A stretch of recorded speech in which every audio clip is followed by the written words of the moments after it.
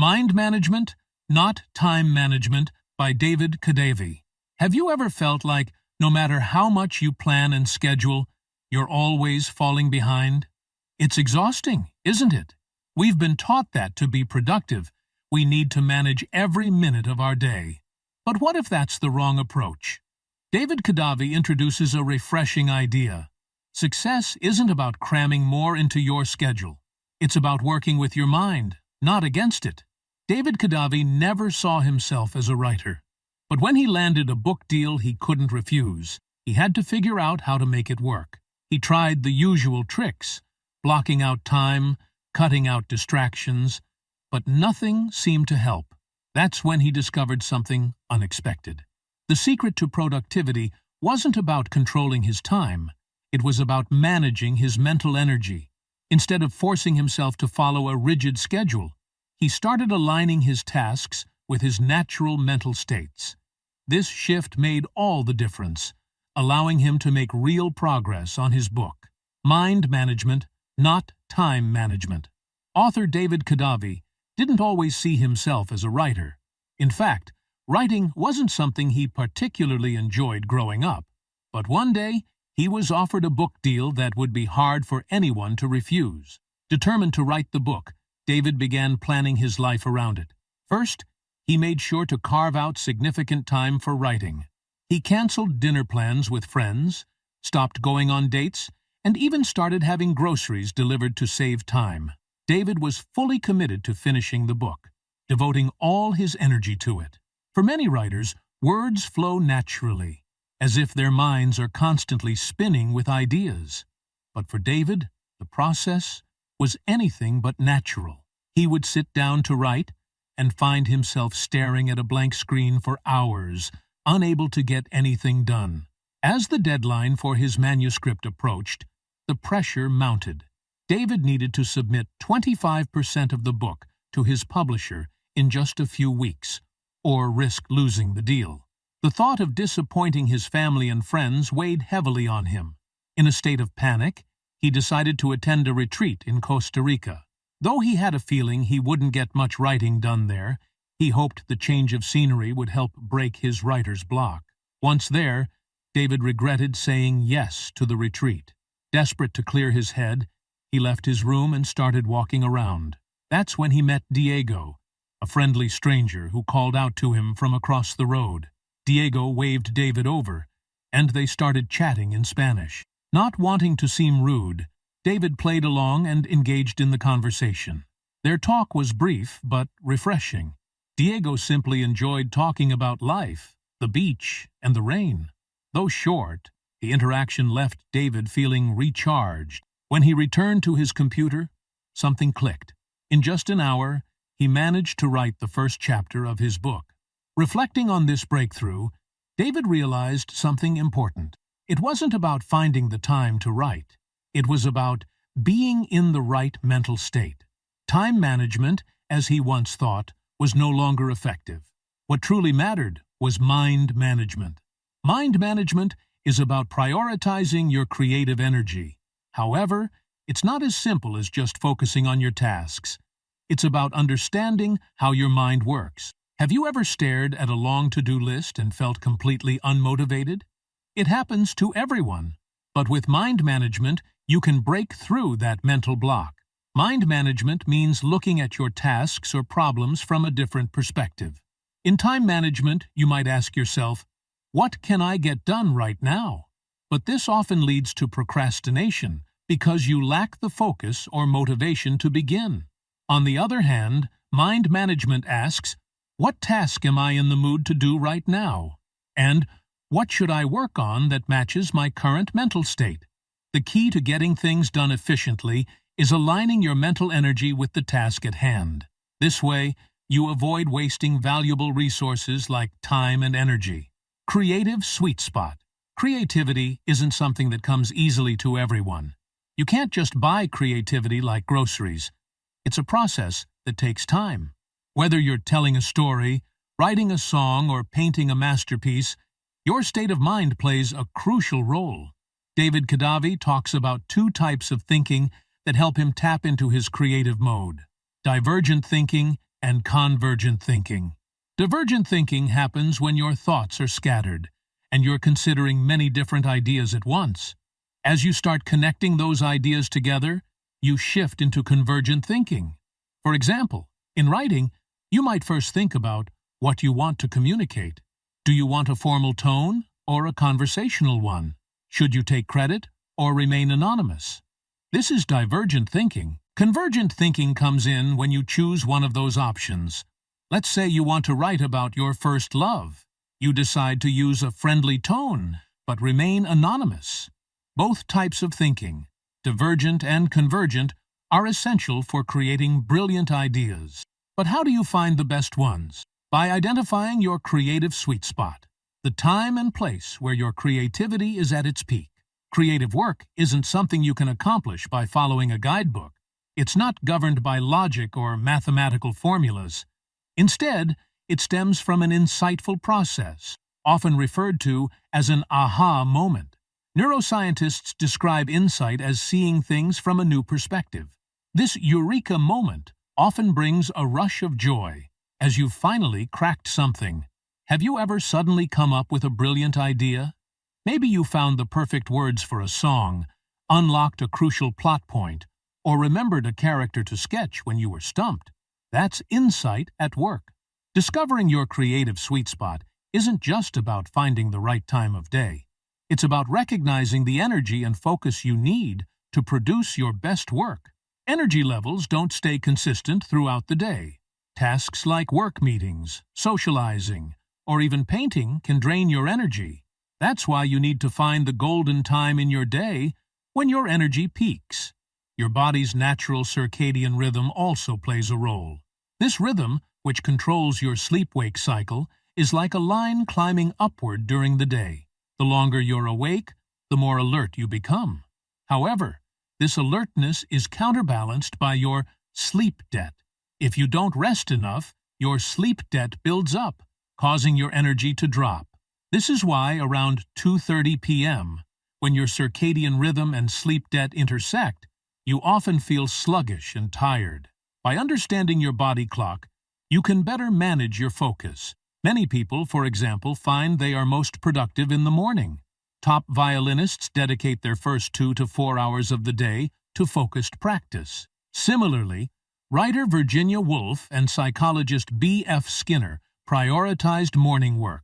To maximize your creative sweet spot, Kadavy suggests the first-hour rule. Dedicate the first hour of your day to your most important project. It has to be your highest priority. By focusing on it first thing in the morning, you're more likely to complete it sooner. This approach might sound too good to be true, but it works. By starting your day with the task that truly matters, you reduce procrastination and remove obstacles before they even arise. The 4 stages of creativity. Even when you're not actively writing or painting, you're still working on creative projects in your mind. Creativity isn't limited to the moment you're sitting at your desk with a pen or brush in hand. Social psychologist Graham Wallace outlined the 4 stages of creativity, which guide us through the entire process. The first stage is preparation. This is when you're thinking about every aspect of your project, who the characters in your story are, how long your song will be, what materials you'll use for your painting. This is the brainstorming stage, where you gather so much information about your project that you become like a walking encyclopedia. David Kadavy followed a similar approach when working on his book. He didn't write every single day. In fact, there were days when he would sit in his living room surrounded by books, newspapers, and journals, absorbing ideas. His whiteboard would be covered with possible topics and chapter outlines. All the research he did wasn't a waste of time. It was helping him get ready for the next stage of creativity. The second stage is incubation. This is when you step away from actively working on your project. You might focus on something else or spend time with friends and family. Taking breaks is essential. Forcing yourself to finish a task right away doesn't always work.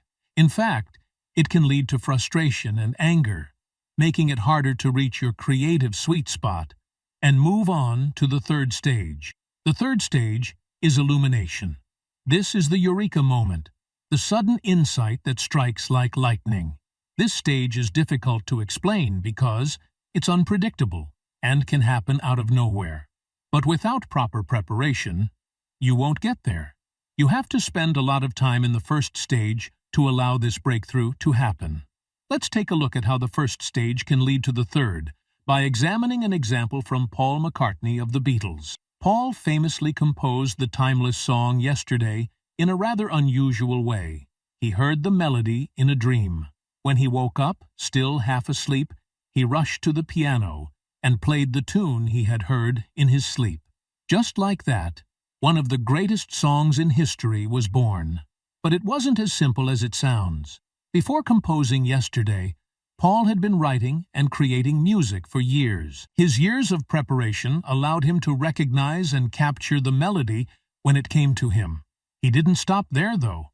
Paul ensured he completed the final stage of creativity, verification. The fourth stage, verification, is when you take a step back and critically evaluate the eureka moment from the illumination stage.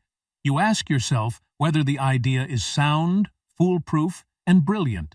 You double-check that nothing is missing. Paul wasn't entirely sure his melody was original. He feared that it might have been something he had unconsciously heard before.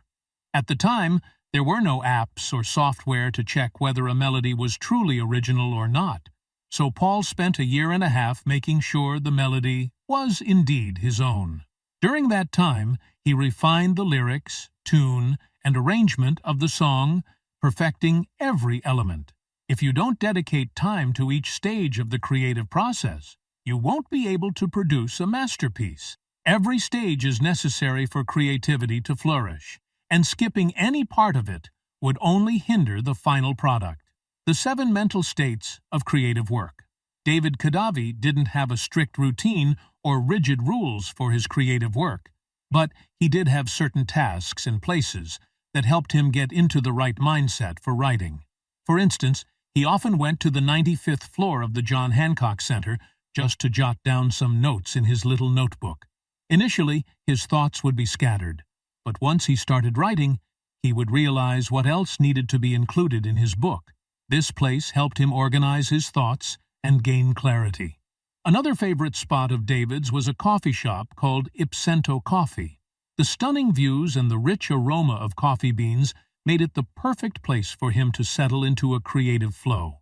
Just like David, you can align different types of work with different mental states. Your mental state can shift between 7 key states. Prioritized mental state. This is when you're focused on planning.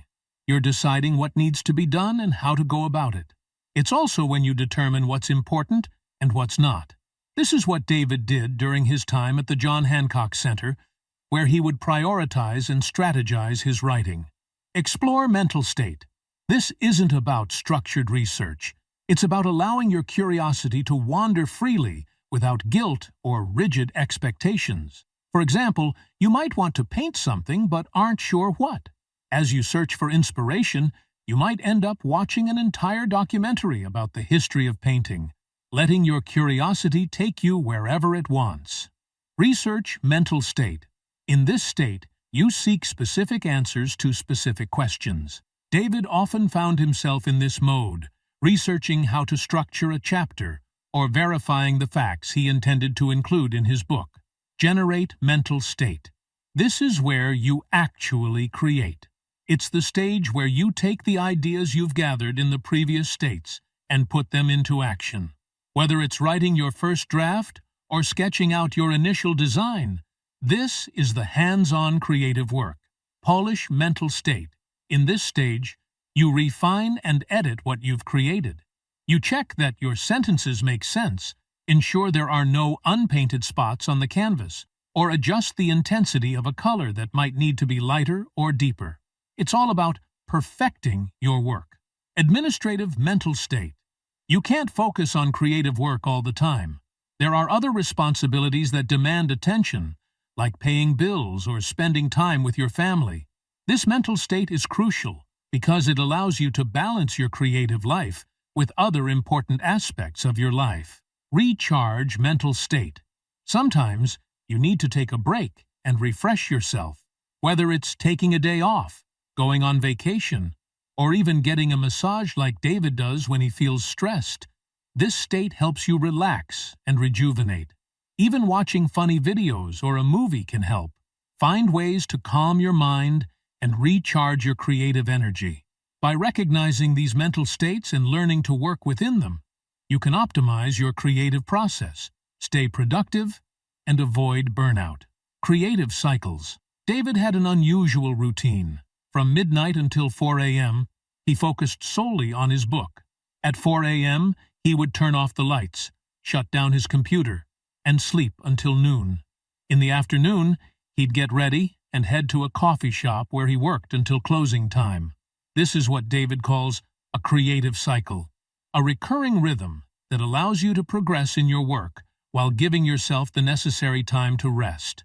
The creative cycle involves 4 stages: preparation, incubation, illumination, and verification.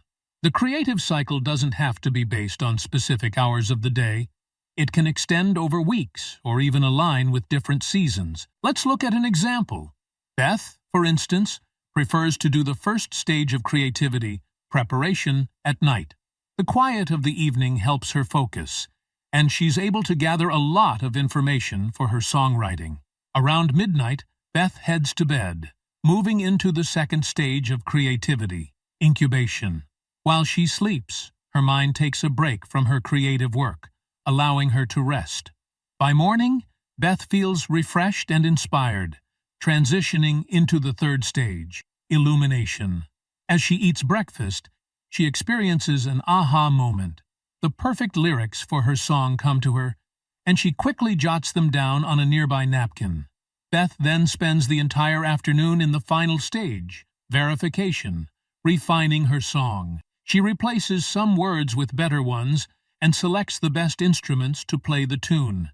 There are many ways to manage your creative mind. The key is finding the rhythm that suits you best. Whether it's following a night owl routine like David's or a more balanced approach like Beth's, creative cycles help you tap into your full potential without burning out. Creative systems. David once found himself in a tough spot. He was scheduled to interview Dr. Rock for his podcast, a figure who had been a major inspiration for him. Dr. Rock wrote the book, Your Brain at Work, which had helped David understand how the mind functions in creative work. David considered Dr. Rock his idol, but the day of the interview brought several challenges. First, there was construction happening at the apartment David had rented, and the noise was relentless all day. It was the worst possible environment for recording a podcast. Second, David had recently moved to Panama City to work on his book and didn't know the neighborhood well enough to find a quiet place for the interview. Third, David knew that rescheduling the interview was impossible. Someone as renowned as Dr. Rock was always busy, and this felt like a once-in-a-lifetime opportunity. It seemed like the outcome was clear. David would have to cancel the podcast. Nothing was going right that day. But then, something changed. David's creative system kicked in, and he wrote an email to Dr. Rock. Somehow, his sense of hopelessness disappeared. He tackled each problem head-on, finding solutions for every challenge that had been standing in his way. In the end, David managed to record the interview with Dr. Rock successfully. A creative system is a repeatable process that helps you move forward with your creative work. It's designed to guide you through each step while conserving your mental energy. You can think of a creative system like an umbrella that covers your creative cycles and the stages of creativity. It oversees the entire process. At the heart of the creative system is the minimum creative dose. This is the smallest, simplest action you can take to keep your creative work moving forward. For example, if you're a writer, your minimum creative dose might be writing just 1 paragraph. Focusing on this small task helps you balance your other priorities while still making progress. Creative work also benefits from open loops. Here's an example. When you feed your cat, you might notice that the food is running low. You make a mental note to buy more cat food from the store. This is an open loop because buy cat food keeps running through your mind even while you're doing other tasks. Open loops take up space in your brain, and that mental space only clears when the task is complete, when you finally buy the cat food. While this may seem like a negative thing, open loops are actually beneficial for your creativity. They keep your projects alive in your mind, helping you continue making progress. Let's go back to the writing example. If you write just one paragraph for your book, that creates an open loop in your mind that you can return to the next day or the day after. Over time, you'll keep adding more paragraphs to that original one. Even if you don't spend your entire day writing, you won't feel guilty as long as you're moving forward. You'll maintain momentum and avoid losing progress. The best part of the creative system is that you can have multiple open loops at once. One loop might be about the plot of your story, while another could be about the backstory of a character. A creative system also eliminates excuses. You can't say you don't have time because the minimum creative dose only takes a few minutes. With this approach, you'll always find a way to keep moving forward in your creative journey, no matter how busy life gets. Conclusion. In this summary, you've learned some key insights on how to manage your mind for better productivity and creativity. First, you discovered what mind management really means. It's about setting the right mental state for the work you need to do. Instead of forcing yourself into tasks, you ask yourself, what task am I in the mood to do? And what can I do that matches this mood? Second, we explored how finding your creative sweet spot helps you achieve mind management. By applying both divergent and convergent thinking, you can create those eureka moments that lead to breakthroughs in your creative work. To find your creative sweet spot, you need to identify your most productive time of day.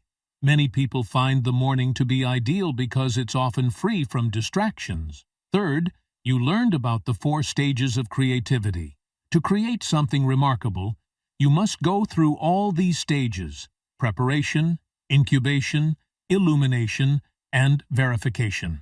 Fourth, we discussed the 7 mental states of creative work, which help you complete these stages. These states are prioritize, explore, research, generate, polish, administrate, and recharge. Fifth, you learned about the creative cycle, a repeating process that balances creative work with rest. The creative cycle helps you figure out the time frames that work best for you, whether it's a week, a month, or even a particular season. Finally, we talked about the creative system, which oversees your creative process. This system is a recurring structure that guides you through each step of the creative cycle and helps you decide what steps to take and how to take them. In today's fast-paced world, everyone seems obsessed with doing more in less time, but there's a unique joy in taking things slowly and savoring the process. So don't rush. As the saying goes, good things come to those who wait. Enjoy the journey and let creativity unfold at its own pace.